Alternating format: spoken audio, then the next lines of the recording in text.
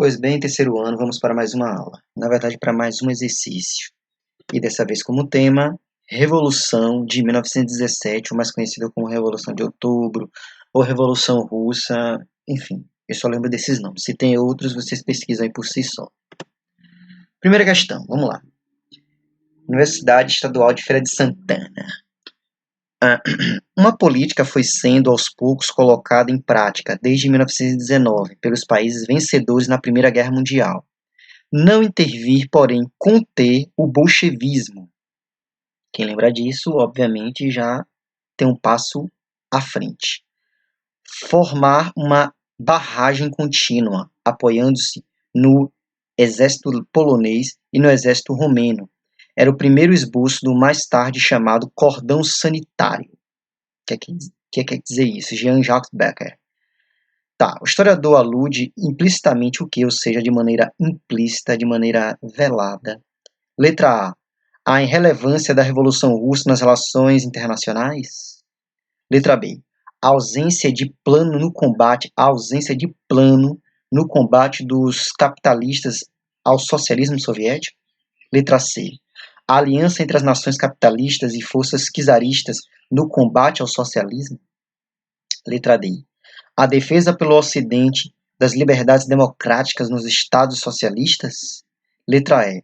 Consolidação da Revolução Socialista na Rússia Soviética. Vamos ver qual a alternativa correta aqui. Letra E. Letra E. Tá, analisando cada alternativa de maneira bastante sucinta. A irrelevância da Revolução Russa não era irrelevante, era de extrema importância. Aliás, foi o principal motivo por eles produzirem o cordão sanitário. Inclusive, um dos fatores, segundo Hobsbawm, historiador egípcio, mas de origem britânica, que fez com que vários países meio que aceitassem o crescente poderio nazista, né, para combater o socialismo. Letra B. A ausência de plano no combate ao capitalismo, não. O próprio texto já disse que existia um plano, né? Então, se você escolhesse letra B, enfim. Aliança entre nações capitalistas e forças czaristas, o czarismo não existia mais, a família foi morta, inclusive, né? Quem acompanhou a aula sabe. A defesa pelo Ocidente das liberdades democráticas nos Estados socialistas, eles queriam combater o socialismo, cabecinhas. Eles não queriam botar a democracia no socialismo, eles queriam combater o socialismo. Então, a alternativa que restou foi a consolidação da Revolução Socialista na Rússia Soviética. Segunda questão. Charge. Cenas da Revolução Russa, 1917. Tá. Ou você para de jogar água fria em mendigo, ou a revolução explode, ou seja, ou você para de maltratar os desfavorecidos, ou em algum momento esse barril de pólvora vai estourar. Vamos ver. A charge citada, produzida no contexto das reflexões sobre o centenário da Revolução Russa, ironiza o quê? A difusão da servidão e ruralização da economia a partir do fechamento do país durante o governo do czar Alexandre II? O despotismo czarista em relação aos operários, como foi o caso do massacre no chamado Domingo Sangrento de 1905? A proeminência da Igreja Católica Ortodoxa, principalmente do monge Rasputin, sobre os membros da família real czarista? O domínio ideológico da burguesia no chamado governo provisório que acarretou o empobrecimento de camponeses e operários? Letra E. A insatisfação dos soldados combatentes da Primeira Guerra Mundial, obrigados a lutar em condições precárias, enfrentando a fome e o frio? Vamos rever a imagem. Essa seria supostamente a imagem de Rasputin. E esse ao lado, obviamente, a imagem do czar. Tá. Qual a alternativa correta? Letra E, letra E. A difusão da servidão e ruralização da economia a partir do fechamento do país durante o governo do czar Alexandre II? Não, gente, não. A Rússia estava em processo de modernização. A servidão estava em processo de final, mas ainda assim era uma prática existente. Mas não ocorreu expansão da servidão. Tá, até mesmo porque a servidão já era uma coisa difundida. Ela já existia em todo o território, não estava ocorrendo uma difusão ainda. Letra B, o despotismo czarista. Despotismo, quem não lembra, é a maneira política de exercer poder de maneira extremamente autoritária, absolutista do czar. Está certo, sim, o czar exercia poder de maneira absolutista em relação aos operários, como foi o caso do Domingo Sangrento, que eu já citei aqui na aula, que alguns manifestantes foram metralhados sob ordem do czar. A proeminência da Igreja Católica Ortodoxa, que até hoje ela é bastante forte na Rússia, principalmente no nome do monge Rasputin, sobre os membros da família real czarina. A família real czarina foi assassinada depois, né? Então, influência não teve nenhuma. O domínio ideológico da burguesia não foi pleno, até mesmo porque não modificou nada depois que ocorreu a Revolução. E letra E, insatisfação dos soldados. Realmente foi certo, só que só foi uma parte da insatisfação, por isso que não é pleno. E até mesmo porque a insatisfação não foi exatamente só na Primeira Guerra, antecedeu a ela. Tá, observe a imagem de um serrote, de um rifle e obviamente de um trabalhador e os dizeres no alfabeto russo. Eu esqueci até o nome, acho que é cirílico, eu não vou entrar em detalhes qual tipo de alfabeto russo. Tá, são os dizeres do cartaz abaixo, afixado em lugares públicos das grandes cidades russas em 1920. Lembrando que já ocorreu a Revolução e estava em processo de consolidação. Tá, vamos trabalhar com o rifle por perto. Esse é o dizer em russo. Exemplo de propaganda do governo revolucionário, é correto afirmar que a finalidade do cartaz era o quê? Arregimentar as massas trabalhadoras para a derrubada da República Liberal instalada em fevereiro de 1917, manter os trabalhadores mobilizados para a guerra civil em curso na defesa da Revolução Bolchevique contra seus inimigos internos e externos, defender o governo provisório liderado por Alexander Kerensky, com apoio dos socialistas moderados. Letra D. Incentivar os trabalhadores a integrar o Exército Branco, que reunia contra-revolucionários russos e potenciais estrangeiros? Vamos ver qual a alternativa. Letra B. Letra A. Regimentar as massas trabalhadoras para a derrubada da República Liberal instalada em fevereiro de 1917? Não, nenhuma República Liberal foi instalada, foi a socialista. Letra B. Obviamente manter os trabalhadores mobilizados, porque a Revolução tinha ocorrido em 1917 e só tinha 3 anos de sua instauração, ou seja, estava ainda em risco. Sua consolidação estava em curso ainda. Defender o governo provisório, liderado por Alexander Kerensky? Óbvio que não. O líder era Vladimir Lenin. Incentivar os trabalhadores a integrar o Exército Branco? Não, gente. O exército que liderou a Revolução de 17 e que estabeleceu o poder, consolidou o socialismo no poder, foi o Exército Vermelho. Quarta questão. Considere as afirmações sobre a Revolução Russa de 1917 e seus desdobramentos. Após a chamada Revolução de Fevereiro de 1917 e a abdicação do czar Nicolau II, foi instaurado um regime parlamentar liberal, mais tarde removido pela Revolução Bolchevique, de outubro do mesmo ano. Durante a Guerra Civil, que se seguiu à Revolução dos Estados Unidos e as principais potências europeias apoiaram a luta dos bolcheviques contra os chamados brancos, os mencheviques, contra-revolucionários. No item 3, nos grandes expurgos da década de 1930, muitos dos velhos bolcheviques, antigos revolucionários aliados de Lenin, foram removidos do poder e executados a mando de Joseph Stalin. Vamos ver qual a alternativa, depois a gente interpreta.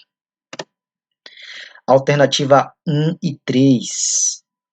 Gente, Estados Unidos obviamente não apoiou a Revolução Russa. Até hoje, você chamar uma pessoa de socialista nos Estados Unidos é considerado uma ofensa. Então, a alternativa 2 é incorreta, restando apenas a alternativa 1 e 3. Após a chamada Revolução de Fevereiro e a abdicação do czar Nicolau II, foi instaurado o regime parlamentar liberal. Tá. Quinta questão.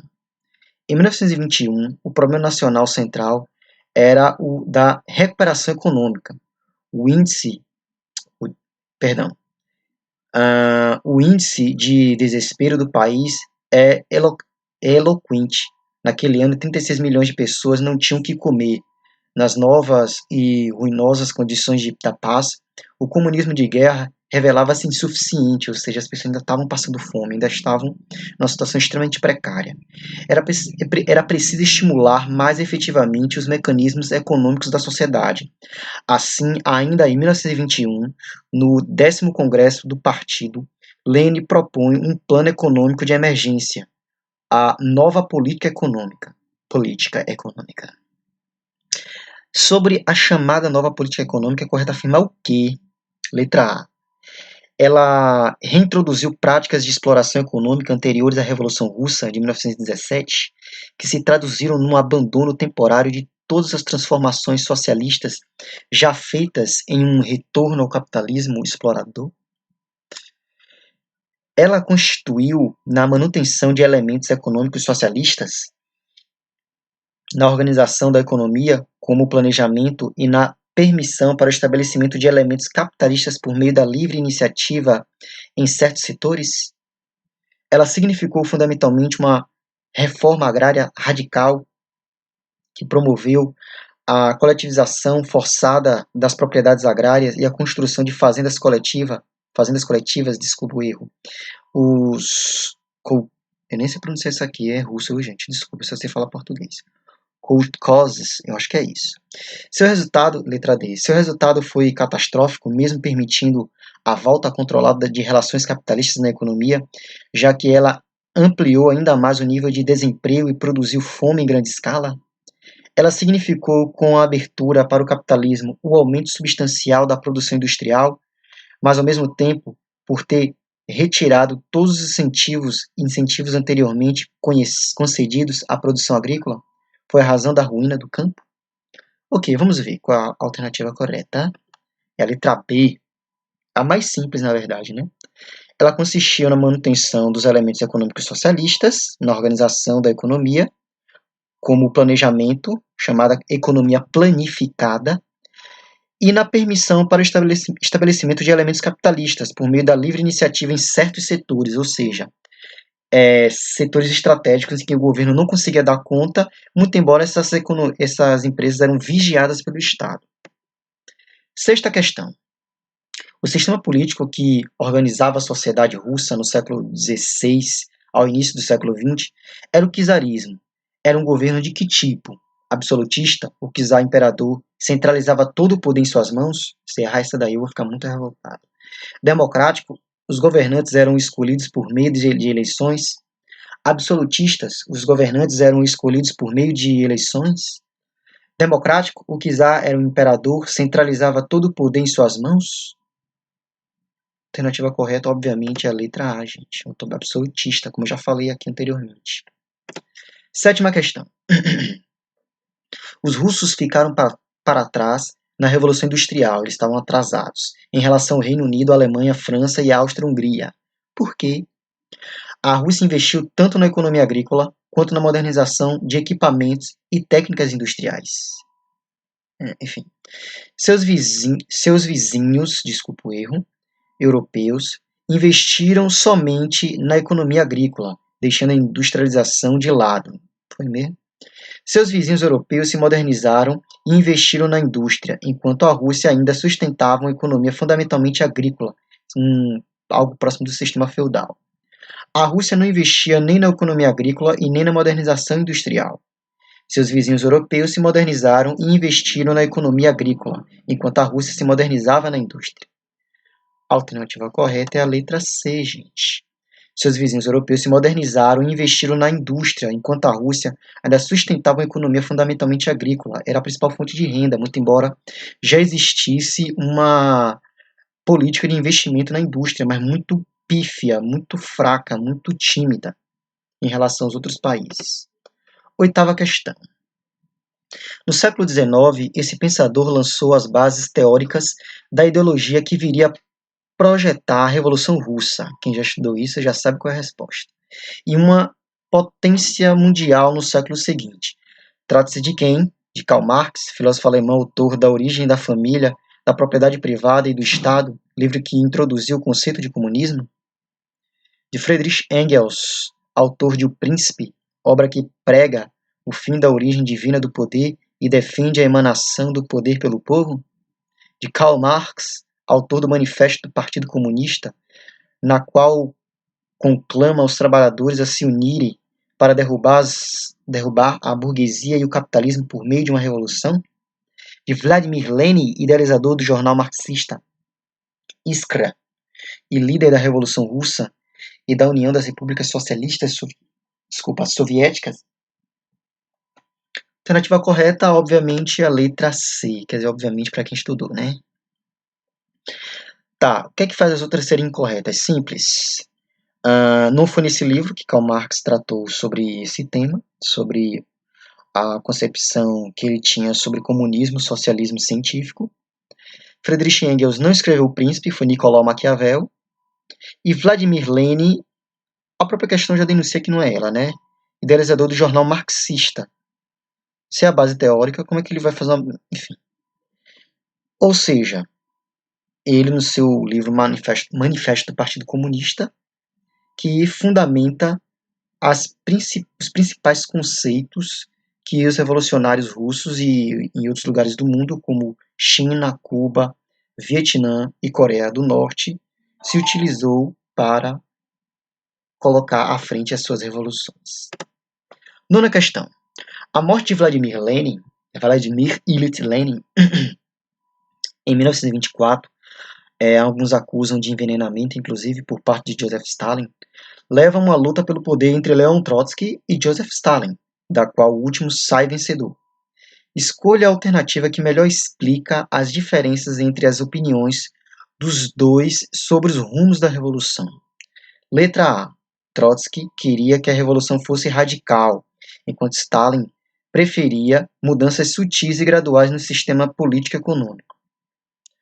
Trotsky pregava que os sovietes, no caso as comunidades, as assembleias, principalmente o de Petrogrado, deveria comandar a revolução, o que era visto com desconfiança por Stalin.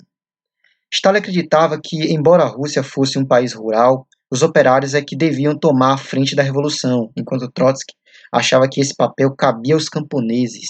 Que maluquinho isso, gente. Trotsky defendia a ampliação da revolução para outros países, enquanto Stalin queria implantar o socialismo por enquanto, só na Rússia, somente na Rússia. Vamos ver qual a alternativa correta. Letra D, gente, muito simples. Trotsky queria revolução que fosse radical. Não, gente. Na verdade, os dois eram aliados enquanto não precisaram disputar o poder, né? Então, até aquele momento, ambos acreditavam em um certo nível de radicalização da revolução. Trotsky pregava que apenas um soviete comandasse toda a Rússia. Não. Ele não defendia isso. Defendia uma unidade territorial em que todos pudessem ser ouvidos, até mesmo porque 80% da população russa era de origem rural. Stalin acreditava que, embora a Rússia fosse um país rural, os operários é que deviam tomar a frente da revolução, enquanto Trotsky achava que não existia essa divergência. Até mesmo porque o próprio símbolo une ideologicamente os dois setores trabalhistas, o agrícola e o operariado, com a foice agrícola significando o agrícola e o martelo significando o industrial. O correto, portanto, é que a revolução, segundo Trotsky, deveria ser ampliada para formar uma rede revolucionária, digamos assim, por todos os lugares do mundo, para formar uma estrutura socialista com outros países do mundo, fazendo com que a concepção socialista fosse disseminada, fosse difundida. Enquanto Joseph Stalin defendia que primeiro tinha que amadurecer o socialismo dentro da Rússia, no caso da União Soviética, para depois disseminar pelo restante do mundo. Isso foi fator suficiente para que ocorresse divergência e, sob ordem de Joseph Stalin, o assassinato de Trotsky no México. Assinala a alternativa, 10ª questão e última, que não, coloquei bem destacado aí, né, por bonitinho não confundir, ou a bonitinha. que não caracteriza a Rússia antes da Revolução e não explica os antecedentes do movimento. Na Rússia pré-revolucionária, letra A no caso, a política era absolutista, personificada na figura do czar, e a economia era feudal, baseada no trabalho dos camponeses. Eu quero ver se não vai acertar essa questão. A agricultura era a base da economia, e como a indústria se deu tardiamente, a Rússia não tinha uma burguesia local forte. Será? Com a derrota na Guerra Russo-Japonesa, o ânimo popular fica exaltado. Operários, camponeses e soldados organizam-se em conselhos para articular um movimento. Letra D. Mais de 80% dos habitantes viviam nas cidades, que, sem condições de atender a população, continuamente expulsa do campo, entrava em colapso. Alternativa correta, gente. Melhor, a que não está correta é a letra D. A Rússia era majoritariamente agrícola, rural, ou seja, 80% da população vivia no campo e não na cidade. Enfim, dou por encerrado a aula de hoje, o exercício, e até mais. Espero que vocês estejam bem.